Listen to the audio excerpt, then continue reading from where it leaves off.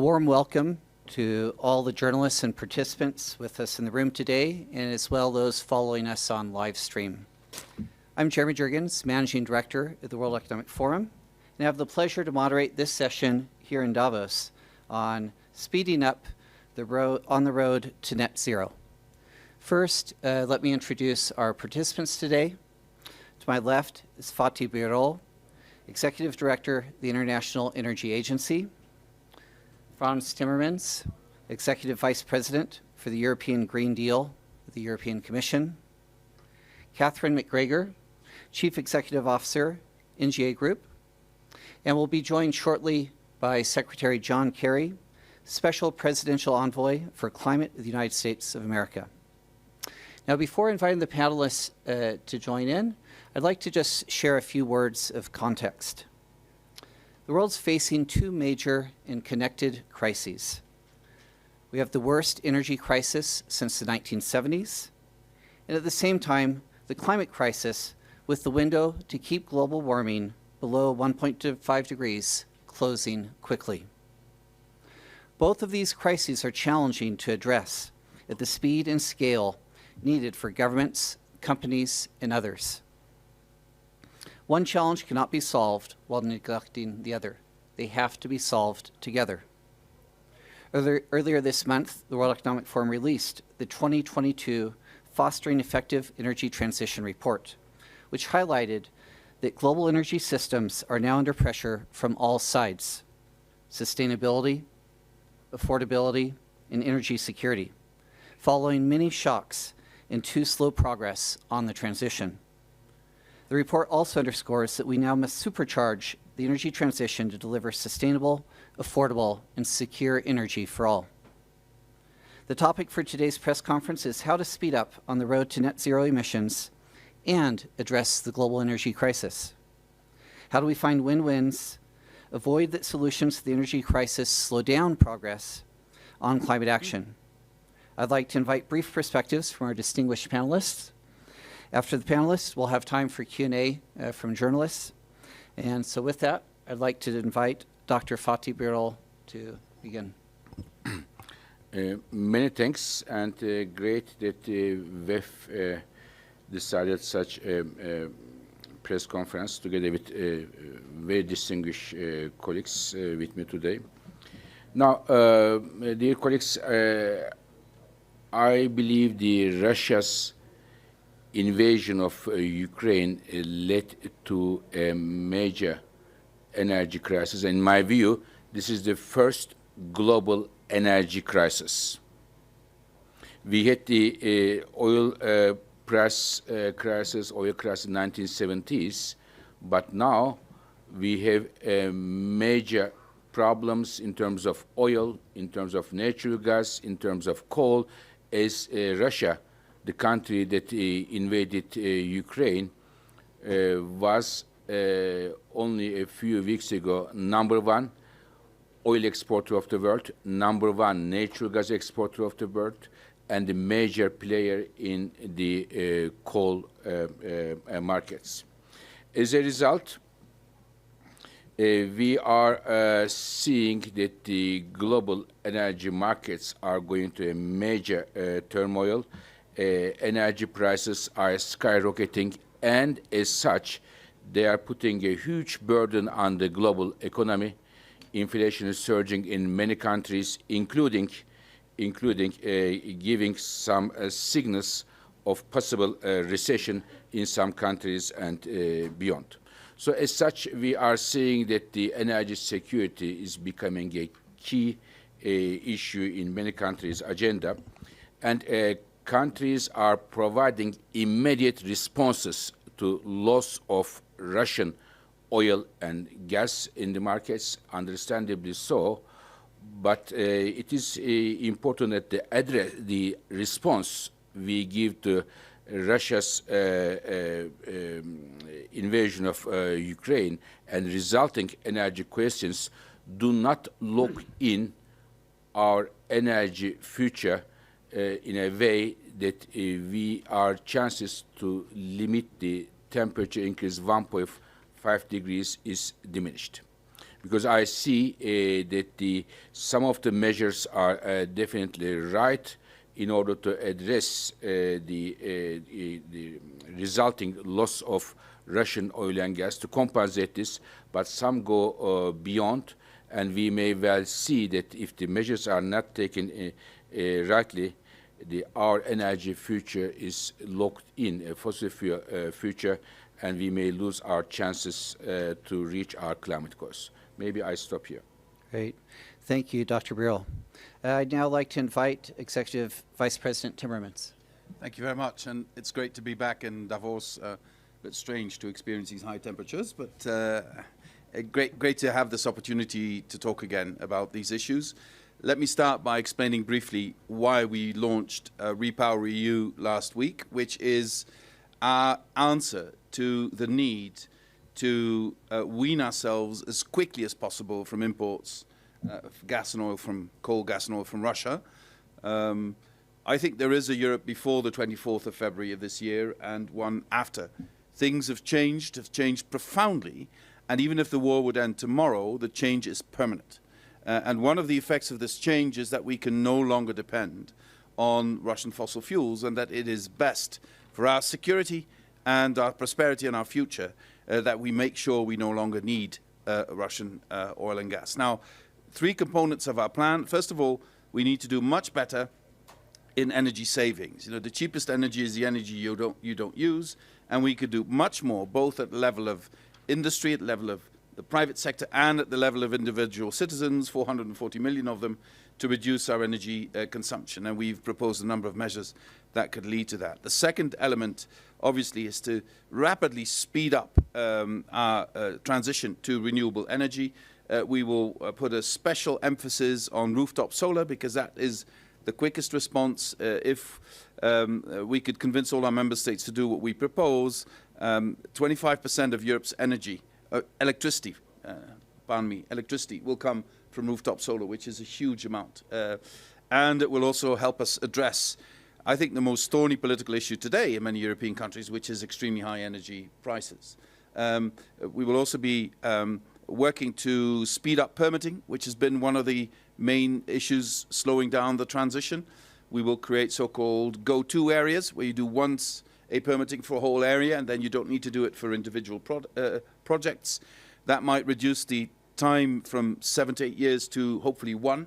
That would also already help this energy transition. And we will want to double the production of biomethane, which is also a huge potential resource that would also give new opportunities for a struggling European agriculture sector. So that's the second pillar. But the third pillar is also inevitable, which is to diversify energy resourcing of fossil fuels. We cannot make the first and the second elements I spoke about the only pillars, because that doesn't work for the immediate. We will have to replace some of the fossil fuel with other fossil fuel, and so we're looking to sign LNG contracts and pipeline gas contracts around the world.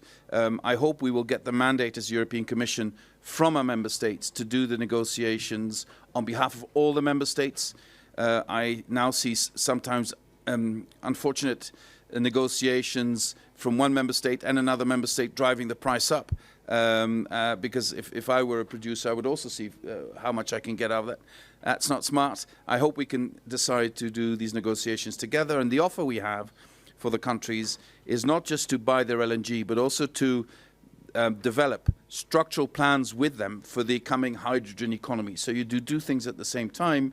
You solve a short-term problem, and you create a long-term relationship in a worldwide network, which I believe will be coming, of green hydrogen production. That will be the basis, I think, of all the areas where electricity alone cannot solve the problem. And also the way to store and transport the excess electricity that will be produced from solar and wind in countries that do not need all that electricity. So I think hydrogen is part of the long-term answer. Now, this is the Repower EU. I hope we will get support for that. It's approximately 300 billion euros, which sounds like a lot of money, but it isn't if you compare it to the 100 billion euros we're spending every year on Russian oil and gas. If you could spend that money on something that's future-proof, that's a lot better. The final remark I want to make before I end is, yes, you mentioned the crisis we have, but I think it's not all the crises we have.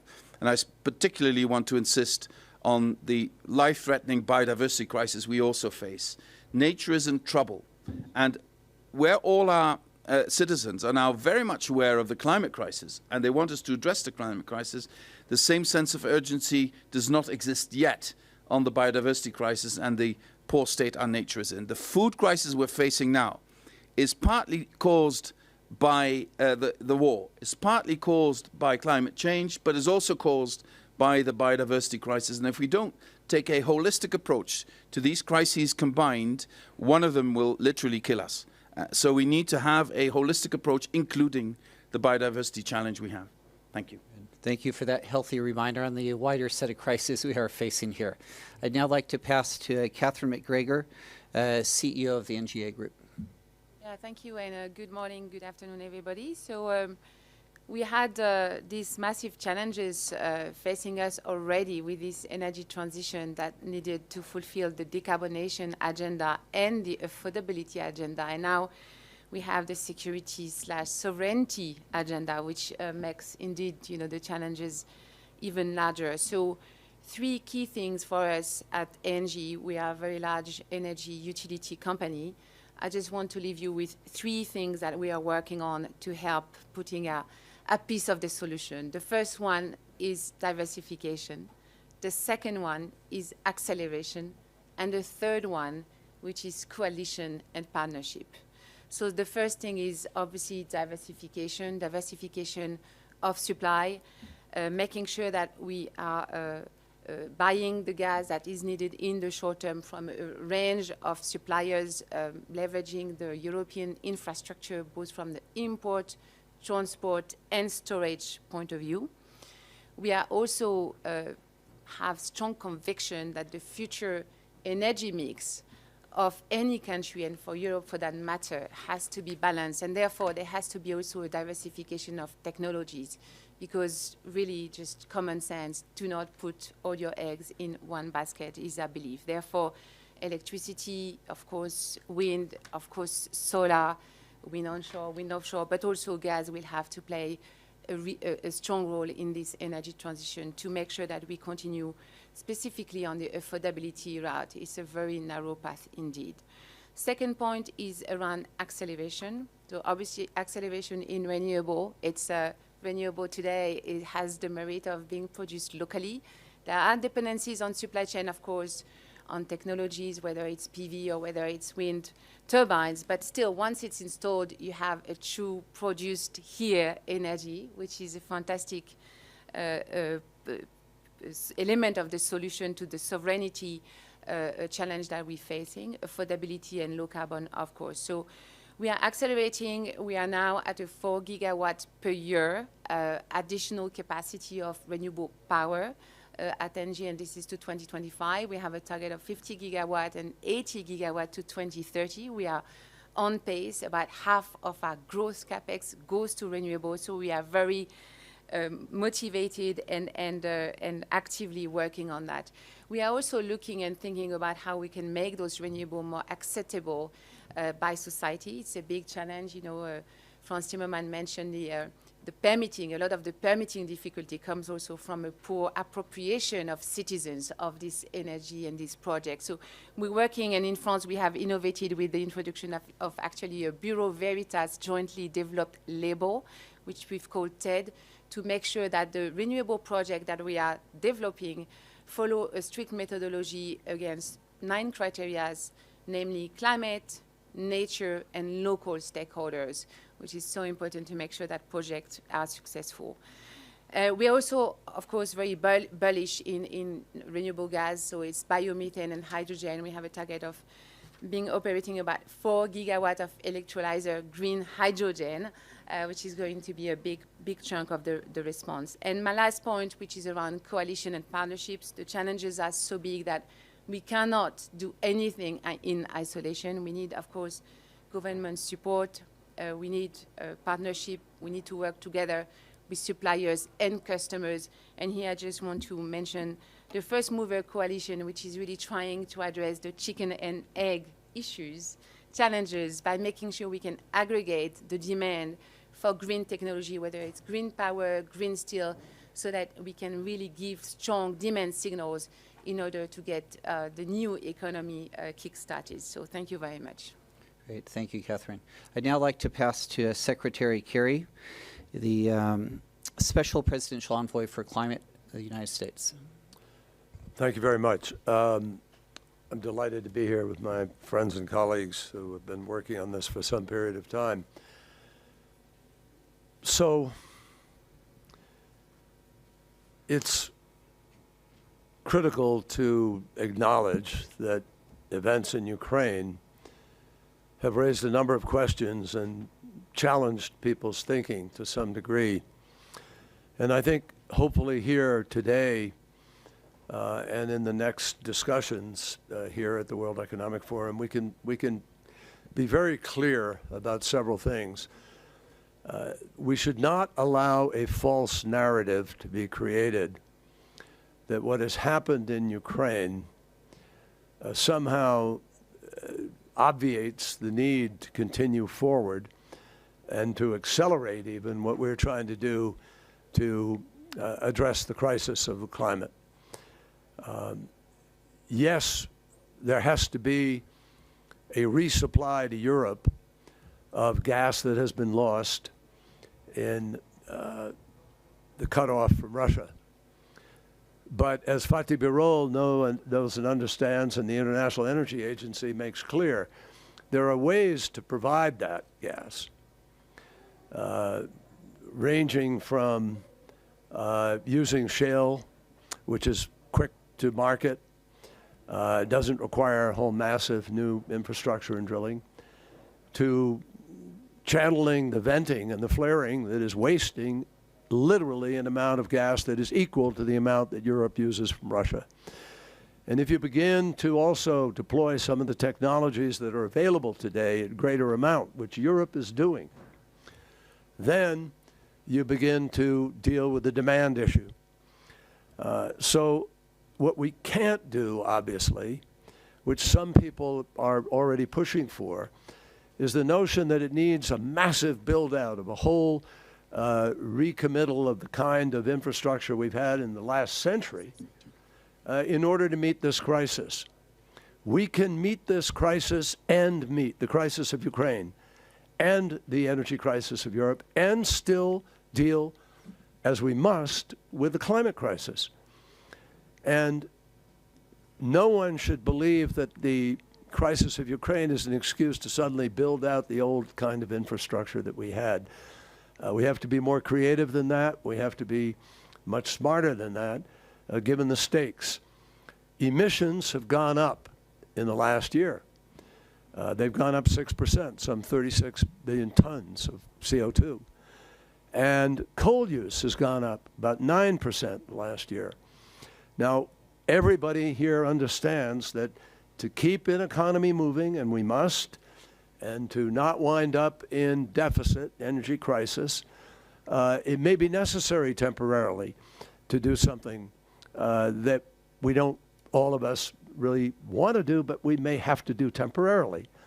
But if we do what we know we can do with respect to the deployment of new technologies, and if we approach this thoughtfully with respect to the rapid investment in and deployment of new technologies, which the IEA points out, there are about 44 of those technologies that will have a massive impact on our ability to deal with the climate crisis and provide energy, but which do not contribute further to the climate crisis itself.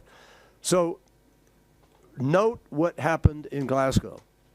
In Glasgow, 65% of global GDP made commitments that if fully implemented, means they would be keeping 1.5 degrees alive. There's another 35% of the world's GDP that didn't yet make those decisions, but which we want to encourage to try to raise their ambition. But the fact is that the International Energy Agency evaluated all of the promises made in Glasgow and concluded that if they are fully implemented, that would provide a temperature rise over the next, by 2050, of 1.8 degrees.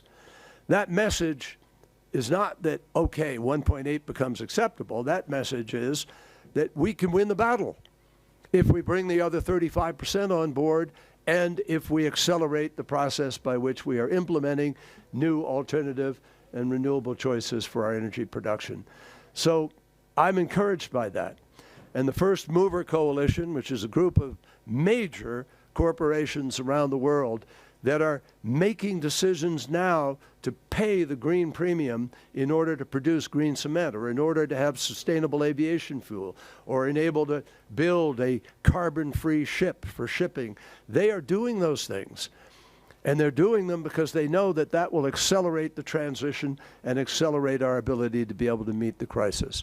So I think we should be hopeful and optimistic that if we make the right choices here, we can win all of these battles. We can do what we need to do with respect to Ukraine.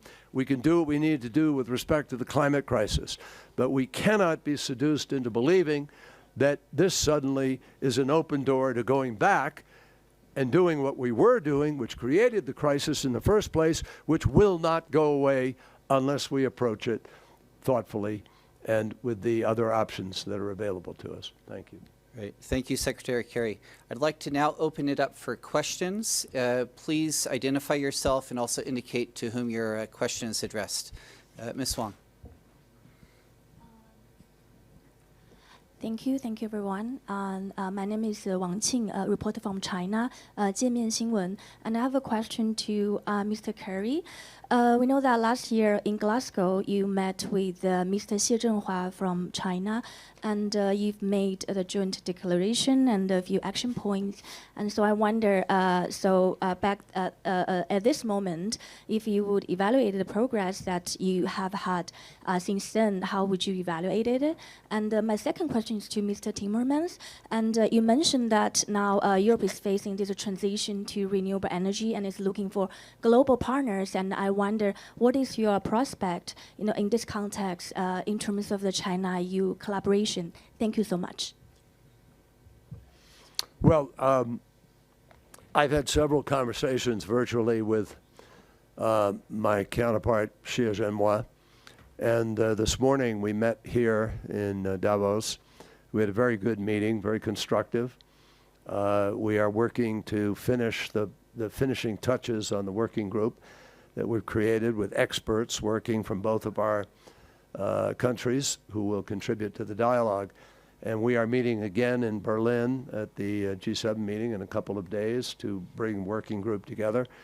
And obviously we hope over the next months to be able to accelerate our joint efforts. China signed up in Glasgow to issuing this year an ambitious national action plan for methane, and that's critical. And we agreed to work together to accelerate the conversion from coal.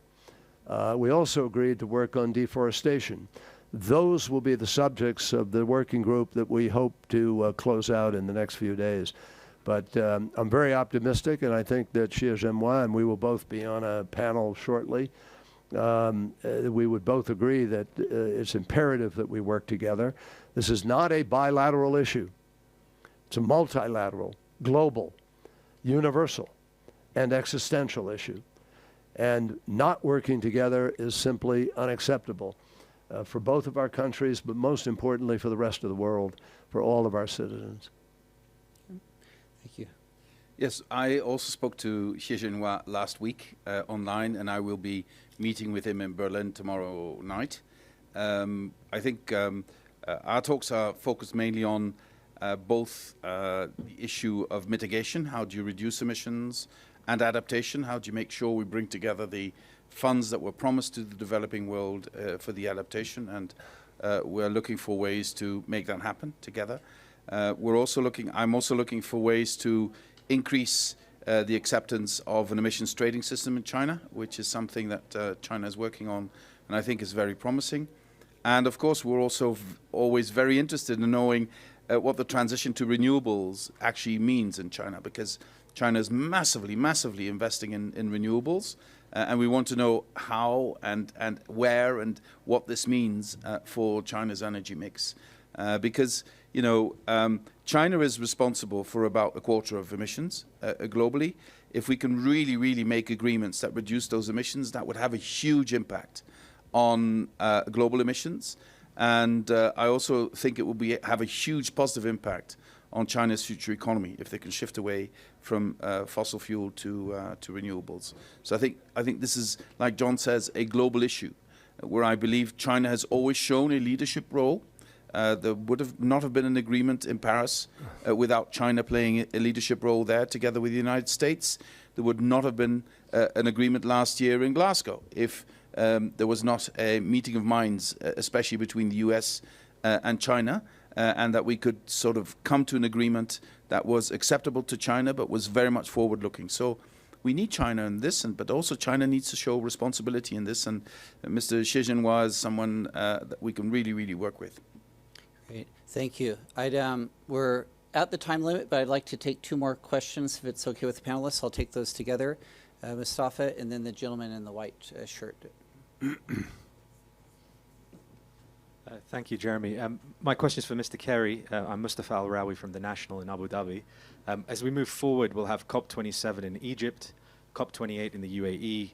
With speeding up the path to net zero, what role can Middle East countries play in helping the global effort and working together with everyone? Middle East countries can play, and some of them are playing, a critical role at this point. UAE stepped up and hosted the first ever Middle East climate conference, which had 11 countries come together, a group of them oil and gas producers, and they all signed on to an extremely forward-leaning communique, which they are now pursuing and following up on. UAE, for instance, has a very large solar deployment. They're exploring rapidly green hydrogen and other ways to be, and they're investing in other countries and helping with their transitions. India is a prime example, where you have a 450 gigawatt commitment by Prime Minister Modi, which is 500 now, which is very significant. But Middle Eastern countries are already engaged in the effort to accelerate that deployment. Obviously, flaring, ending flaring, Iraq, for instance, other countries, flare still and vent. That's a real challenge because methane is so much more destructive than CO2. We must stop those practices and obviously plug the leaks of methane that are occurring in too many parts of the world. Russia has a particularly heavy leakage challenge. So I think that any oil-producing country that begins to step up and indicate their acceptance of the reality of a need to build for a transition is a critical message to the rest of the world. And the UAE and other countries in the region have done that and are doing that. So we announced Project Prosperity, which is a combination of Jordan and the UAE and Israel, building solar power output that will feed into Israel, while Israel is going to help produce a major desalinization plant capacity for Jordan. And there's a synergy in that, not to mention that it helps build a foundation for countries to begin to think about each other and work with each other very differently from past history. So we look forward to leadership from the region, and obviously it would help to have some greater production at this point in time in order to deal with some of the challenges of inflation and rise of price, particularly on gas for a lot of citizens around the world. Okay, thank you. Last question here. Hello, Cornel Dalbeke from the Belgium newspaper De Standaard. I had a question for Ms. McGregor. How do you see the current nuclear power plants in the road to net zero, especially in Belgium, because we are closing down, as you know, or we're trying to reopen them. So how do you see their future? Look, I think as a general comment, I think nuclear is part of this diversification of energy mix and can be a solution. ENGIE, as a private actor, as you know, has not has decided that nuclear operation was not going to be a priority. So we are right now following what is currently in Belgian law, which is to phase out nuclear by 2025, with the discussion, specific discussion on 2 nuclear with the Belgian government. These discussions are ongoing, so obviously we'll do our role there. Great. Thank you. With that, I'd like to close this press conference and thank our panelists and also all the journalists following here today. Thank you. Doing well, huh? Thank you, Secretary. Oh, it's good. Monsieur.